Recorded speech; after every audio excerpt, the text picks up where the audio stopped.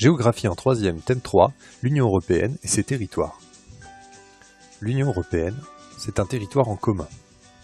Comme nous l'avons vu précédemment, ce territoire s'est construit depuis 1957 et la création de la CEE. En 2017, l'Union européenne compte désormais 28 États, qui partagent des symboles comme un drapeau, un hymne, une capitale et des institutions.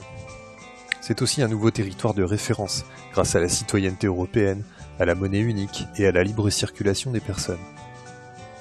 Aménager le territoire à l'échelle européenne. L'Union européenne présente de forts contrastes territoriaux, entre des espaces très développés et d'autres qui le sont beaucoup moins. Il y a par exemple de forts contrastes entre la mégalopole européenne, fortement urbanisée et très développée, et l'Europe de l'Est et ses zones rurales beaucoup plus pauvres. C'est pour cette raison que l'Union européenne met en place une politique régionale, qui reverse de l'argent aux régions les plus en difficulté. Cet objectif d'aménagement passe aussi par la construction d'un réseau de transport à l'échelle européenne et non plus nationale. Enfin, dans les zones frontalières, des eurorégions sont créées pour renforcer la coopération de part et d'autre des frontières. Malgré toutes ces démarches, l'Union européenne reste fragile. D'abord, tout le monde ne participe pas de la même manière. Certains ont l'euro, d'autres pas, certains sont dans l'espace Schengen, d'autres pas. Il y a des niveaux d'intégration différents.